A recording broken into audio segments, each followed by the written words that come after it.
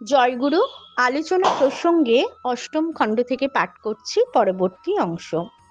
শঙ্করের মতবাদ সম্বন্ধে কথা উঠল।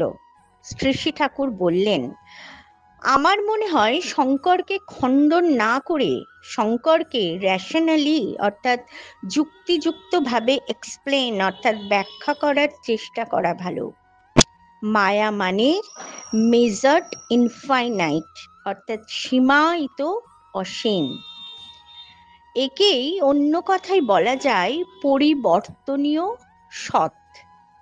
অপরিবর্তনীয় সৎকে যদি মানি তাহলে পরিবর্তনীয় সৎকেও মানতে হবে।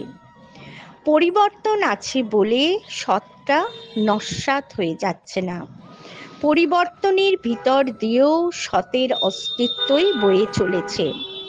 এই পরিবর্তন আছে বলেই বৈচিত্র্য আছে, লীলা মাধুর্য আছে, আছে গতিশীল উপভোগ। নইলে সব স্ট্যাটিক অর্থাৎ স্থিতিশীল হয়ে যেত। আগ্রহ, আবেগ, চেষ্টা, রস কস কিছুই থাকতো না।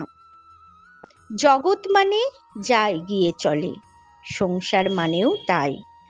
যার ক্রিয়াশীল সত্তা আছে তা কখনো মিথ্যা হতে পারে না।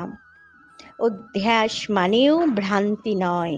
অধ্যাস বলতে আমি বুঝি অবলম্বন করে থাকা। কোনো কিছুরই নিরপেক্ষ অস্তিত্ব নেই। ব্রহ্ম সত্তাই সত্তায়মান হয়ে তাকে অবলম্বন করেই যা কিছু টিকে আছে। কথাগুলি এইভাবে নিলে আমার মনে হয় কোনো অসুবিধা হয় না। আমি তো শাস্ত্র পড়িনি, নিজের বাস্তব অনুভব ও বোধে যা বুঝি তা এমনতর। জয় গুরু।